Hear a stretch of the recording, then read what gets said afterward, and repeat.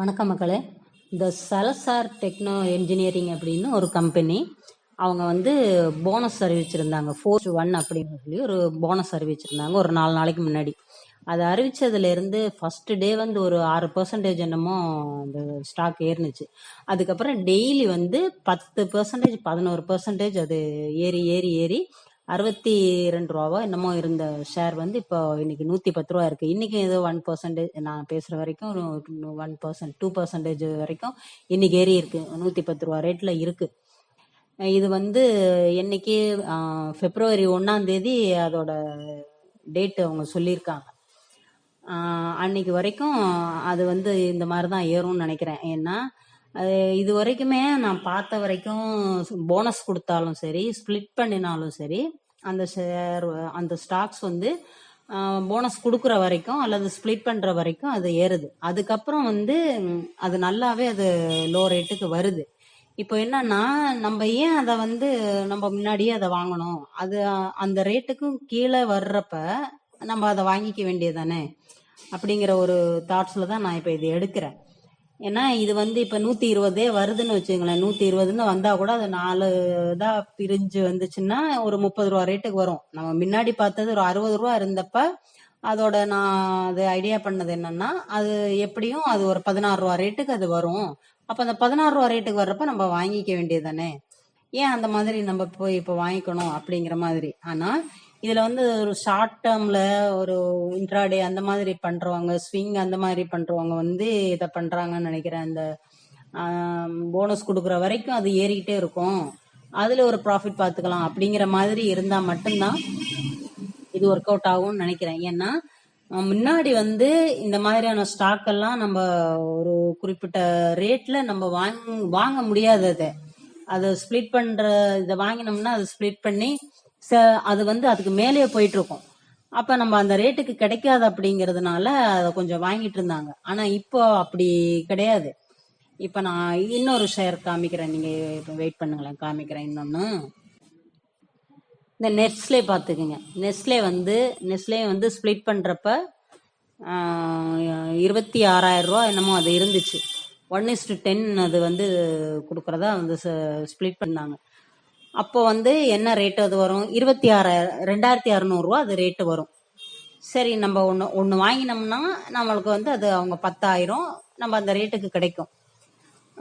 Maybe அது அந்த 2,600 இருந்து மேலே போகுமா இருந்தா அது ஓகே. இன்னைக்கு அது ஸ்பிளிட் பண்ணதுக்கு அப்புறம் அது வழக்கம் போல அது கீழே தான் வந்துட்டு இருக்கு. இப்போ இன்னைக்கு அதோட ரேட்டு வந்து இங்க பாருங்க, 2,485 ரூபா அதோட ரேட்டு. இன்னமும் அது வந்து இப்பதான் கொஞ்சம் அது அந்த ஃபால் கொஞ்சம் ஸ்லோவா இருக்கிற மாதிரி இருக்கு. இதுக்கு மேல போகுமா, இன்னமும் அது 2,000 வரைக்கும் வருமா, 2,300 வருமா, அது தெரியல. இப்போ என்னன்னா, நெஸ்லேங்கிற தொட்டு ஒரு பிரச்சனை கிடையாது நமக்கு. அது 2,000 ரூபா வந்தாலும் சரி, 1,500 ரூபா வந்தாலும் சரி, நெஸ்லே நமக்கு பிரச்சனை கிடையாது, நம்ம அதை வச்சிருக்கோம். இதுவே அதோட இந்த இன்வெஸ்டர் எல்லாம் பாருங்க, எஃப்ஐஐ வச்சிருக்காங்க பாருங்க 12%. அவங்க அந்த பெர்சன்டேஜ் அவங்க வச்சிருந்த அந்த 12% அப்படியே வச்சிருக்கிறாங்க பாருங்க, அவங்க குறைக்கவே இல்லை. டிஐஐ கூட அவங்களும் அதே தான், அவங்க எந்த மாற்றமும் கிடையாது. இந்த கோவிட் பீரியட்ல கொஞ்சம் குறைஞ்சிருக்கு டிஐ. ஆனா எஃப்ஐஐ வந்து அவங்க அந்த வச்சிருக்கிற அந்த பெர்சன்டேஜ் அப்படியே தான் இருக்கு. இதுதான் நெஸ்லே. இது வந்து நமக்கு என்ன ரேட்டு குறைஞ்சாலும் நமக்கு வந்து பிரச்சனை கிடையாது அது. ஆனா இந்த சலசார் இருக்கு பாருங்க, சலசார் போடுவோம்.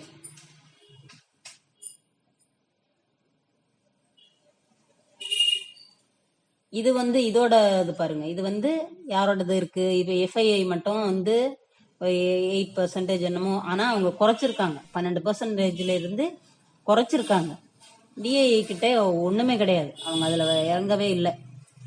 இந்த மாதிரி இருக்கிற ஷேரை வந்து நம்ம போய் இது மாதிரி நம்ம வாங்கணுமா அப்படிங்கிறது தான். ஆனா இதுல இப்ப இந்த ஏறிட்டு இருக்கிற ஏத்தம் வந்து அது வந்து இந்த மாதிரியானது. இப்ப பாருங்க, 110 ரூபா இருந்தது, இப்ப 108 ரூபா இருக்கு. இப்ப கொஞ்சம் இறங்கிட்டு இருக்குது.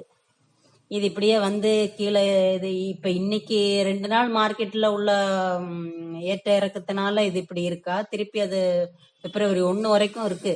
அந்த பிப்ரவரி 1 வரைக்கும் அது இதுல வந்து இந்த இடையில உள்ள சும்மா ஒரு லாபம் பாக்குறதா இது இந்த மாதிரி நம்ம வந்து ஏன் அதை எப்படி வாங்கணும் அப்படிங்கிற ஒரு இதுலதான் நான் இதை எடுத்து நான் கம்பேர் பண்ணி சொல்றேன். ஒரு நல்ல ஸ்டாக் அப்படின்னா அதை நம்ம வாங்கிக்கலாம். இது வந்து நல்லது இல்லைங்கிறது கிடையாது.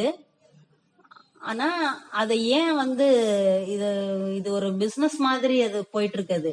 அது ஒரு என்னன்னு சொல்றது, ட்ரேடிங் பண்றதுக்காக சின்ன ஒரு ப்ராஃபிட் பாக்குறதுக்கான ஒரு விஷயமா இப்ப அது மாறி இருக்கு. இதுல வந்து அந்த போனஸ் இது பண்ணா ஏறும் அப்படிங்கறத இப்ப இது நீங்க லாபம் பாக்குறதா இருந்தா என்ன பண்ணணும், பண்ணிட்டு இந்த பிப்ரவரி 1ஆம் தேதியா, பிப்ரவரி 1ஆம் தேதிக்கு முன்னாடியே அத நம்ம கொடுத்துட்டு வந்துடணும் வெளியில. அதுக்கப்புறம் நமக்கு இல்ல அந்த ஸ்டாக் நல்லபடியா இருக்கு, அது நல்லா மூவ் பண்ணும் அப்படிங்கிற மாதிரி உங்களுக்கு தெரிஞ்சிச்சுன்னா அதுக்கப்புறம் அது வந்து இறங்கும் பாருங்க. அதுக்கப்புறம் நம்ம அதை அந்த ஸ்டாக் வந்து திருப்பி அதை வாங்கிக்கணும். இதோட பேலன்ஸ் ஷீட் கூட கொஞ்சம் நல்லா இருக்கு. இது வந்து எப்படி இருக்குன்னா, ஸ்டார்டிங்ல வந்து ரொம்ப ஒண்ணுமே இல்லாம இருந்த கடைசி இதுல வந்து மார்ச்சுக்கு அப்புறம் வந்து 2020 பாருங்க, 2020 இருந்துச்சு. அதுக்கப்புறம் 2021 22க்கு அப்புறம் தான் அதோட இந்த சேல்ஸ் எல்லாம் ப்ராஃபிட் அண்ட் லாஸ் பார்க்கலாம். அதுவுமே பாருங்க, இந்த கடைசி 2 வருஷம் 108 கோடியில இருந்து கொஞ்சம் கொஞ்சமா இது பண்ணி சேல்ஸ் நல்லா தான் இருக்கு. சேல்ஸ் நல்லா இருக்கு. நெட் ப்ராஃபிட் அதுவுமே கடைசி இப்போ அது நல்லா இருக்கு. கடைசி இப்ப வந்து அவன் கொஞ்சம் இப்ப இம்ப்ரூவ் ஆயிட்டு தான் இருக்கிறான். ஒரு இப்போ ஸ்டார்ட் ஆகுற ஒரு கம்பெனின்னு வச்சுக்கோங்களேன். அதாவது இப்ப ஸ்டார்ட் ஆகுற கம்பெனி இல்ல, அதோட ப்ராஃபிட் வந்து இப்ப நான் அவன் கொஞ்சம் சேல்ஸ் பண்றான், கொஞ்சம் ப்ராஃபிட் கொடுக்குறான்.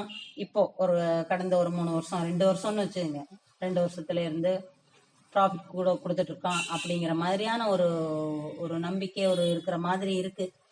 ஆனா அது அதோட வளர்ச்சி எப்படி இருக்குங்கிறது நம்ம பார்க்கணும். சேல்ஸ் 240, 300, 260, 270 பெரிய ஒரு வித்தியாசம் இங்க இல்ல. அதோட சார்ட் பார்க்கணும். சார்ட் பாருங்க, ஒரு 3 வருஷம் பார்த்துக்கலாமா, 5 இயர்ஸ் பார்த்துக்கலாம். ஒரு பெரிய ஒரு இது கிடையாது. எப்பல இருந்து 21ல இருந்து தான் அவனோட இம்ப்ரூவ் வந்து அதிகம் இருக்கு. 23ல வந்து 50 ரூபா இருக்கு, 54 ரூபா. 23ல 54 ரூபா. அதுதான் அந்த 50 ரூபா ரேட்டு. 30ல இருந்து 50 ரூபா ரேட்டு, இவ்வளவுதான் அதோட ரேட்டு இருந்திருக்கு ஒரு 3 வருஷமா. இப்போ இந்த வருஷம் இப்ப வந்து போனஸ்ன்னதுக்கு அப்புறம் தான் அது வந்து 60 ஆகி அது 120 ஆகி இருக்கு. இது அப்படியே திருப்பி அவன் கீழே வருவானா இருந்தா நம்ம இப்ப ஏன் போய் வாங்கணும் இப்படிங்கறதுதான் என்னோட இது. இல்ல அதுக்குள்ள இப்ப இந்த போனஸ் கொடுக்க போறாங்க, அந்த ஸ்டாக் ஏறும் அப்படிங்கிற இடையில நம்ம போய் ஒரு ப்ராஃபிட் பார்த்துக்கலாம் அப்படிங்கிறவங்க வேணா அதுல ப்ராஃபிட் பார்த்துக்கலாம் அப்படிங்கிறது என்னோட கருத்து. இதுல வந்து உங்களோட கருத்து எதுவும் இருந்துச்சுன்னா நீங்க சொல்லுங்க, அது என்னங்கிறத நம்மளும் பார்த்துக்கலாம். நிஃப்டி வந்து கொஞ்சம் கொஞ்சமா இறங்கி கிட்டத்தட்ட ஒரு 1000 பாயிண்ட்ஸ் வந்து இறங்கிருச்சு. இதோட மெயின் சப்போர்ட் வந்து இங்க இருக்கு 20,985 வந்து அதோட மேஜர் சப்போர்ட். அதுக்கு கீழே வருமா இருந்தா அதோட ட்ரெண்ட் மாறுதுன்னு நம்ம எடுத்துக்கணும்னு நான் நினைக்கிறேன். இது வந்து இதுக்கு கீழே இது வரைக்குமே அது கொஞ்சம் கொஞ்சமா ஏறி இறங்குற மாதிரி அது இருக்கு. ஆனா அது இவ்வளவு தூரம் ஏறி இருக்கு பாருங்க, இவ்வளவு தூரத்துக்கு அது ஏறி இருக்குன்னா அது கொஞ்சம் அது காமிக்கணும். குறைஞ்சது இவ்வளவுக்கு வந்தாவது ஏறினாதான் கொஞ்சம் நல்லா இருக்கும். ஆனா அதுக்கு கீழேயுமே எதிர்பார்க்கறாங்க, கொஞ்சம் 2000 புள்ளியாவது இறங்கினாதான் அது நல்லா இருக்கும் அப்படிங்கிற மாதிரி எதிர்பார்க்கறாங்க. பார்க்கணும் இந்த சப்போர்ட் இதுல வந்து சப்போர்ட் எடுக்குதா, அல்லது இப்போ வந்து 2 நாள் லீவுனாலே அது மார்க்கெட் ஒரு மாதிரியா தான் இருக்கு. ஆல்ரெடி 2 நாள் 3 நாள் லீவ் இருந்துச்சு, நடுவுல இப்ப 2 நாள் தான் மார்க்கெட் அப்படிங்கிற மாதிரி இருக்கு. அதனால ரொம்ப மார்க்கெட் ஒரு மாதிரியா இருக்கும். இந்த மாதிரியான இது இருந்துச்சுனாலே நம்ம அதுல எதுவுமே பண்ணக்கூடாது, சும்மா இருக்கணும். அந்த மாதிரிதான் இருக்கும். அது இதுக்கப்புறம் இந்த நடுவுல 2 நாள் மார்க்கெட்டுன்னா அதுக்கப்புறம் ஒரு 3 நாள் லீவ் இருக்கு பாருங்க. இந்த மாதிரி இருந்தாலே அது வேற மாதிரி மூவ் பண்ணும். அதெல்லாம் விட்டு தான் நம்ம பார்க்கணும். இந்த 2 நாள் இதுல கூட இருந்துட்டு நாளைக்கு மேலேயே கூட இப்படி போறதுக்கு வாய்ப்பு இருக்கும். அப்படி இல்லை அது வருதுன்னா அது மார்க்கெட்டோட இதுன்னு நம்ம எடுத்துக்கணும். பார்க்கணும். இந்த இந்த இது ஒரு நல்ல சப்போர்ட்ல இருந்து அது மேல இருக்குமா இருந்து அது ஹெல்த்தியா இருக்கும். ஏன்னா இது மோசம்னு கிடையாது. இங்க வந்தா கூட அது ஹெல்தி தான். இங்கிட்டு வந்துச்சுன்னா அது இந்த மாதிரி வெயிட் பண்ணிட்டு இருக்காங்க. அது ஏறிட்டே இருந்துச்சுல மார்க் 3000 புள்ளி ஏறினதுக்கு இப்போ 1000 புள்ளி தான் ஏறி இருக்கு. இன்னும் ஒரு 1000 புள்ளி இறங்குறதுக்கே கூட இறங்கினா கூட நல்லதுதான். பார்ப்போம் இதுல இந்த 2 நாள் லீவுங்கிறதுனால அது அப்படி இருக்கா என்னங்கிறத நம்ம பார்க்கணும்.